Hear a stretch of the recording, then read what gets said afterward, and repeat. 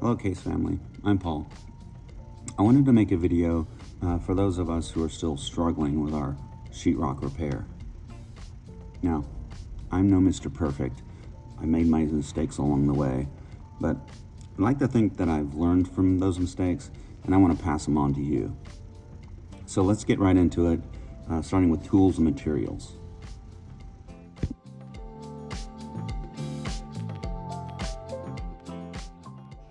So this is what we're working with.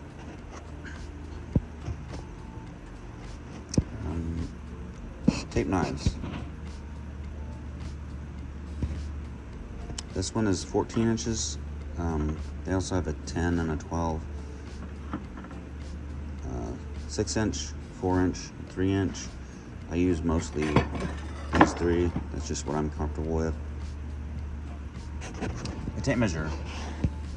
Sheetrock saw. A utility knife. Screws. And a drill.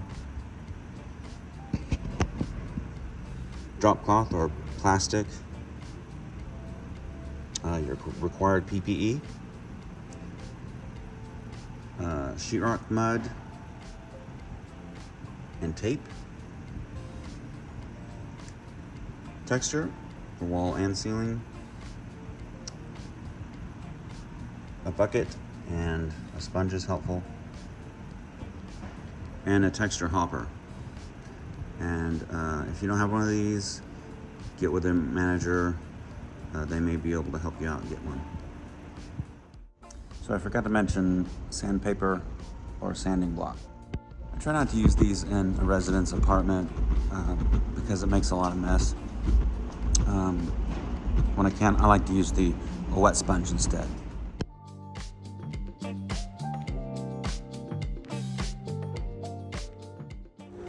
Okay, so here we are on our wall. First thing I want to do is feel around inside to see if there's anything that's going to be in the way, like electrical cords or pipes or anything. Make sure the back is kind of free. Okay, so the next thing I've done is I cut a piece of sheetrock that's larger than the hole. And what I'm going to do is going to lay that on there and I'm going to trace around this piece of sheetrock.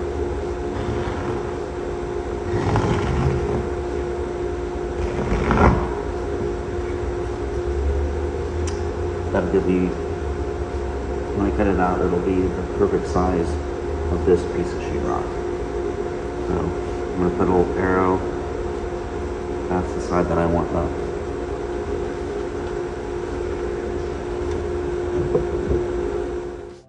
Okay, so I've cut out around the lines and that fits in there just like that.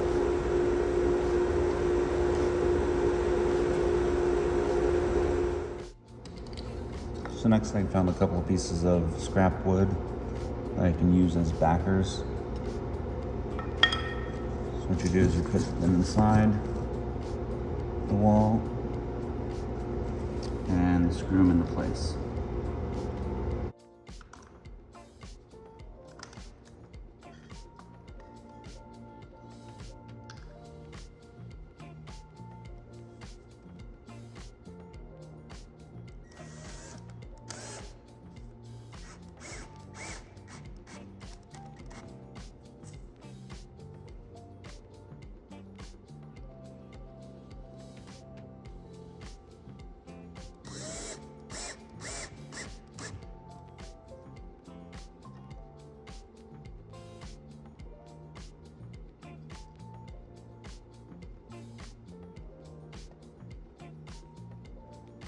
One on the other side.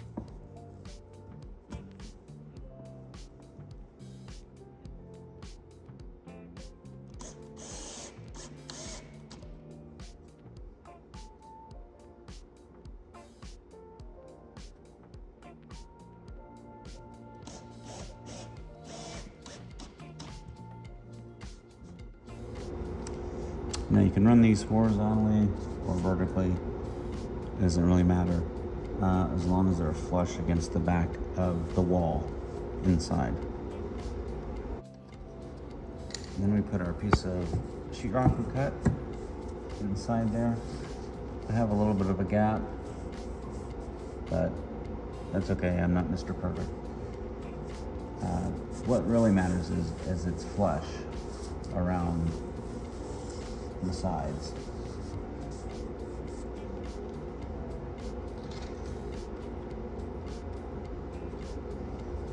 And then we screw that into the backer.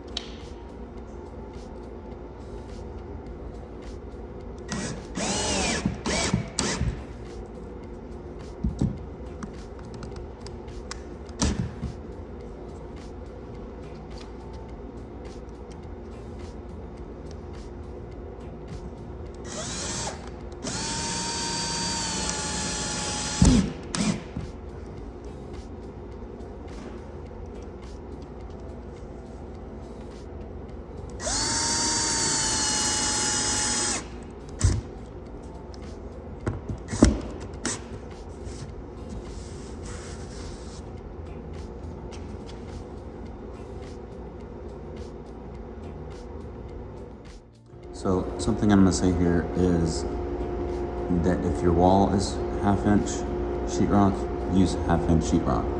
If it's 5/8, use 5/8. Otherwise, if you use 5/8 on a 1/2" wall, it's going to stick out. Or if you use 1/2" on a 5/8 wall, it's going to be recessed. You want to use the correct sheetrock for whatever your wall is. That way you can have a nice flush seams. I mean, if you think about it, it just makes sense, right? So I went ahead and mixed up some of this 45-minute mud. You want to mix it up about the same consistency as the mud in the bucket. So it's not too firm, not too loose.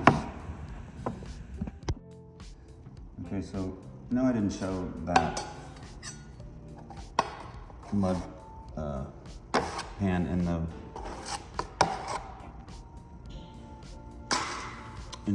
materials you need, because you don't really need it. I've hardly ever used one of these. I just found this and decided to try to give it a shot. Usually I just use the bucket.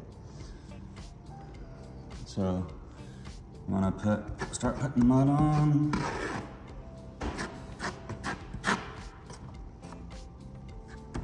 Usually give it a pretty good liberal amount all around the seams. And seen some people leave their patch just like that. Well, that's not good enough.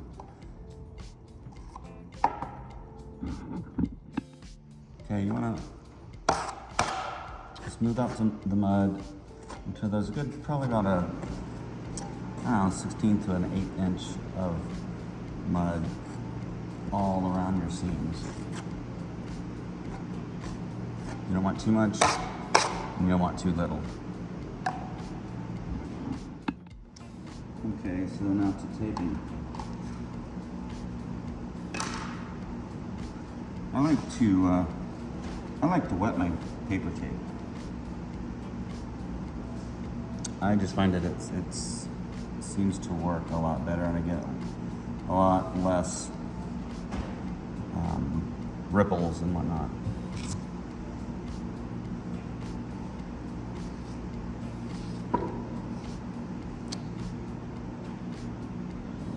There we go. We don't overlap. We don't overlap the tape. If you do end up overlapping the tape, just make sure you have a little mud in between the tape. If you happen to do it, I just try to avoid it.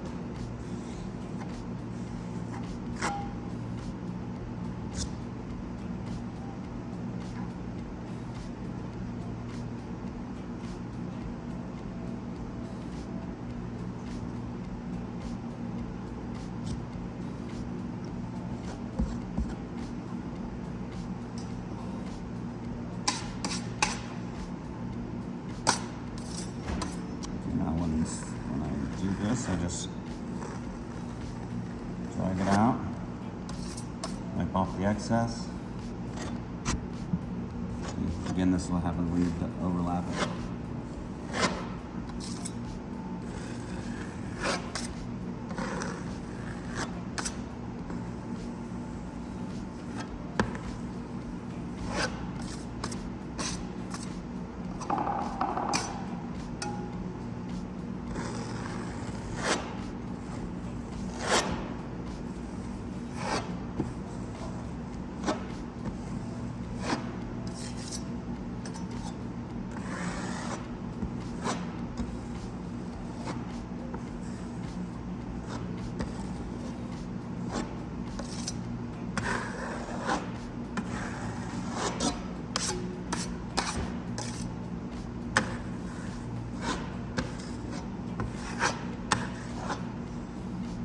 See that little bulge right there? That's because I had too much of a gap in the paint, or in the sheetrock. It's always best to get the least amount of gap in there.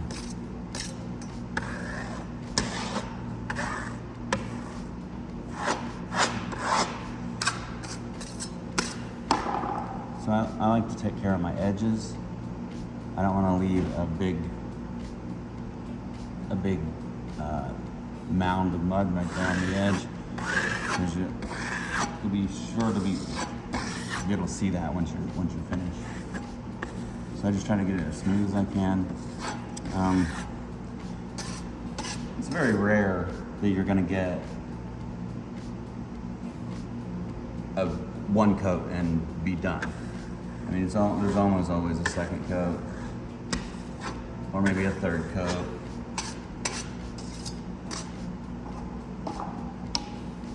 Okay, so we'll let that dry and move on to the next. So, a couple words on why I use the hot mud. It's basically time. It saves me time, and it also minimizes the time I'm in a residence unit. Because we all know using the ready mix joint compound, it takes forever to dry. And then if you have to do another coat on top, which you probably will, that's another, few hours to dry. It's just more beneficial to me to use the quick dry. I just don't like telling the resident that I'm going to be back tomorrow, and then tomorrow, and tomorrow. I like telling them that I'll be back in 45 minutes, give another coat, be back in another 45 minutes. And in that time, I can be doing something else.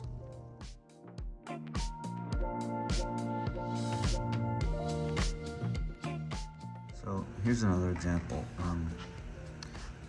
This technique is, sometimes people call it the California patch. So what you do is you clean up around your hole. I just cut a square .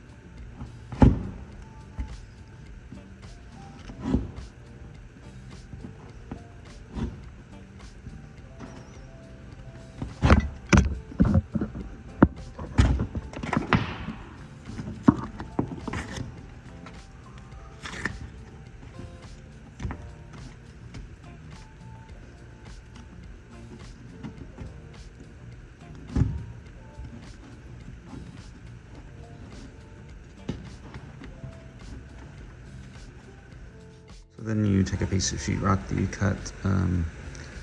It's a little bit bigger than the hole.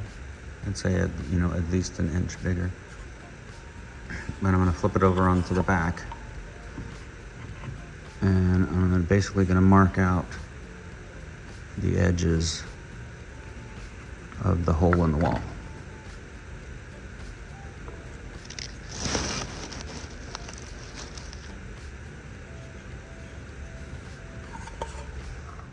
I'm going to take and I'm going to draw lines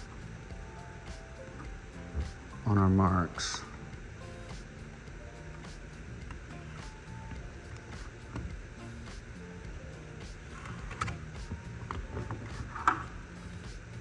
All the way across the sheetrock.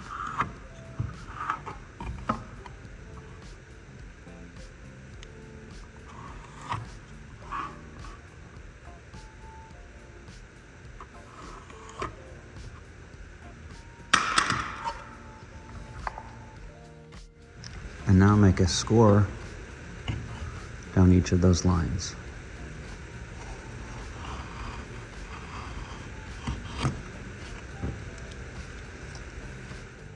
Once you have all your scores made, you just want to break the sheetrock right along those scores and carefully peel the sheetrock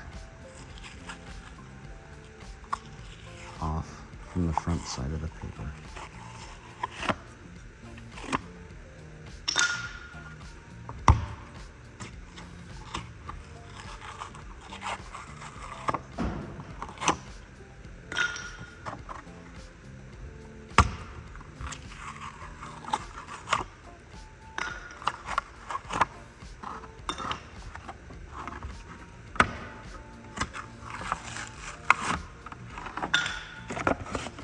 Should have something that looks like this.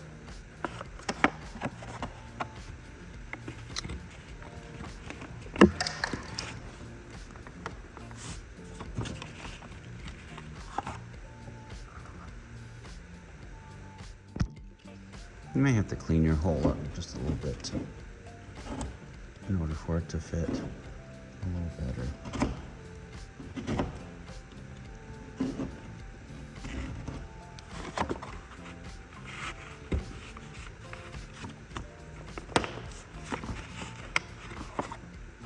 Keep working it until it fits well in the hole.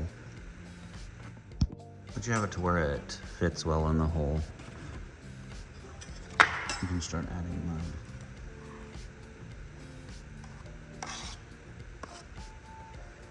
And I get the mud inside the hole.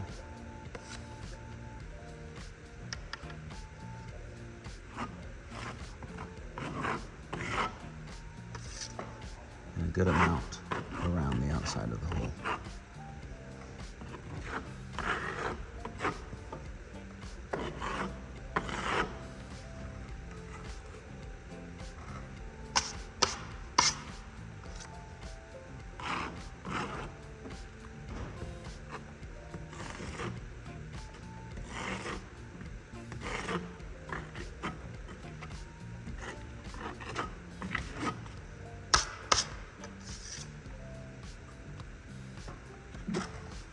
Then fit your patch in.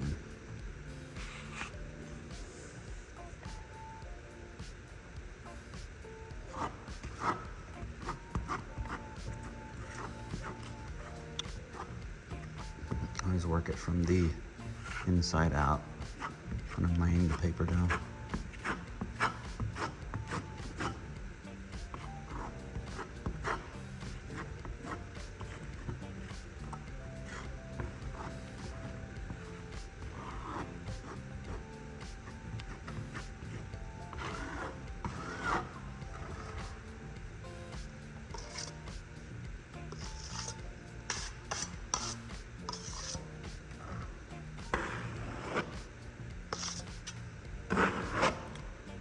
Go over and wipe the excess off.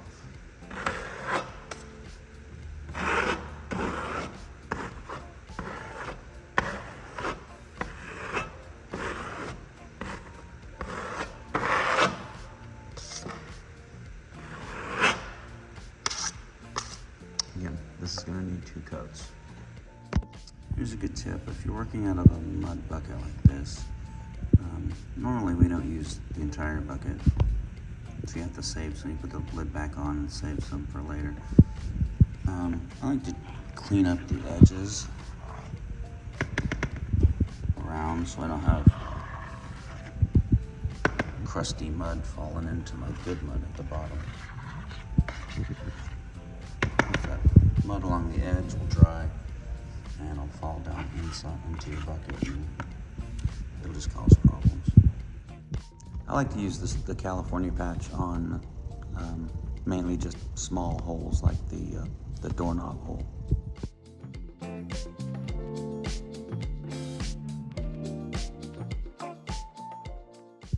Okay, the next example is the mesh patch. This one is fiber tape. You get it at Lowe's. I call it the quick patch or easy patch. So basically it's like a fiber mesh over a metal mesh backing with an adhesive back. So all you have to do is peel it off and stick it on.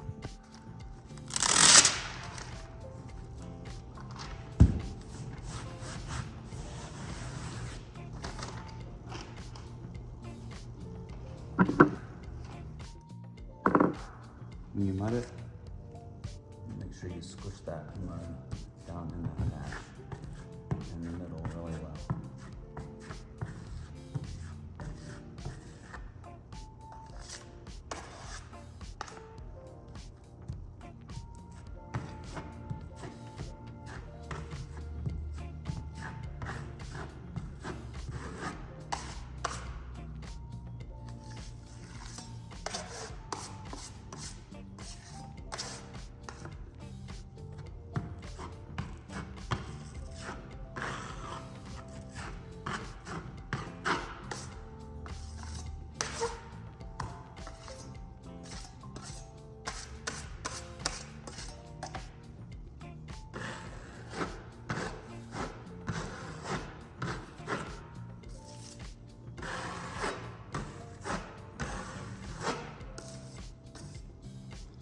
Always mind your edges.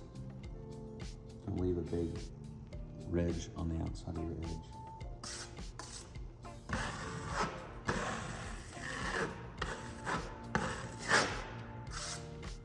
Now let that dry.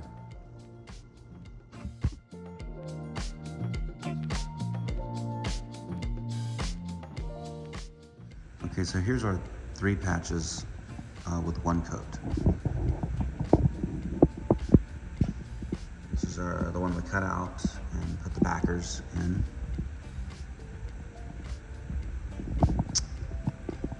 This is our mesh patch.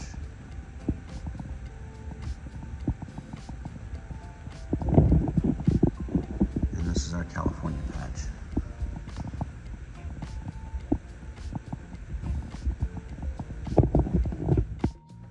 So here's a way that you can check how flush your patch is. And this can be done at any point along the way to check how flush your sheetrock is before you mud it or after you mud, and checks to see how much space is between. So, or leaving space between you can check it this way and this way.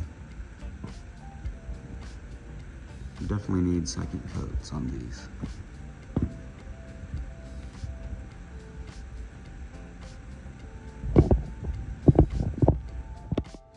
So before the second coat goes on, we can sand, or like I said, I like to use the wet sponge, but I'll show the sanding block first. So really you just want to lightly sand it. You're just trying to get rid of any knife marks you left over or any big ridges. If you left big ridges at the edge of your patches that you have to sand down, you didn't mud well in the first place. So, see very little ridge there. All I have to do really is just kind of a light sand to go over it.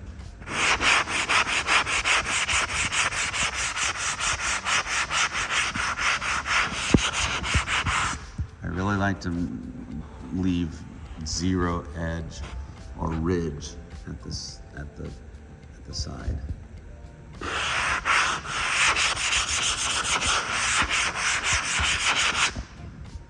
And that should be good. There's no knife marks left. There's no bumps that is going to create a problem when I put on my second coat.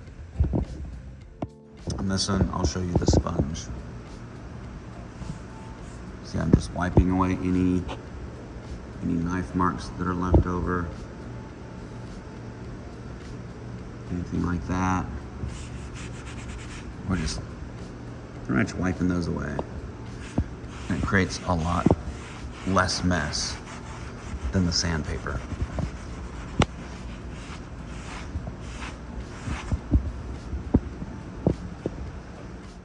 So here's our patches after sanding or sponging.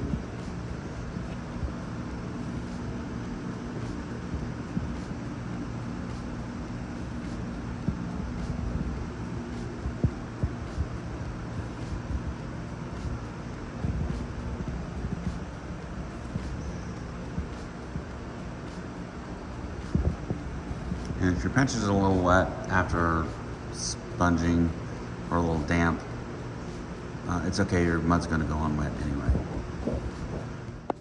Okay, so now we can apply the second coat.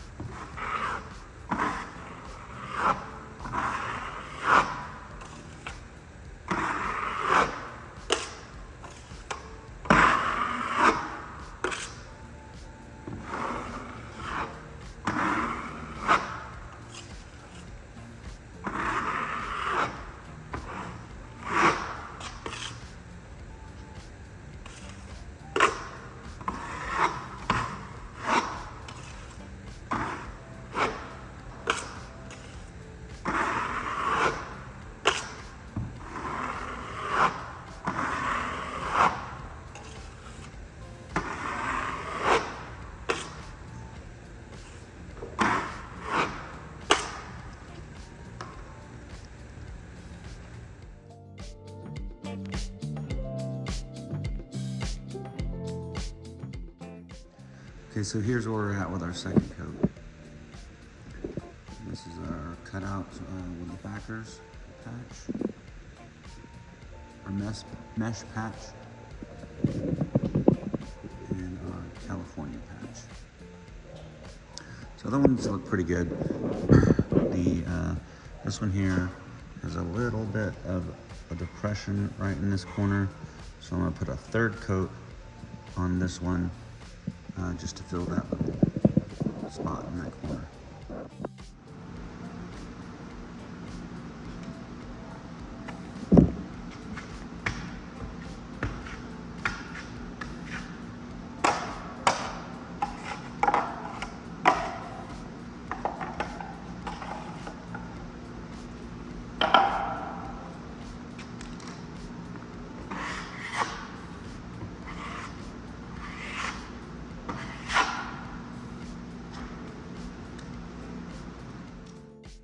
So after that third coat, all I did was go over it with a wet sponge, and it was good. So I'm gonna stop the video here, and I'm gonna save texturing for another video.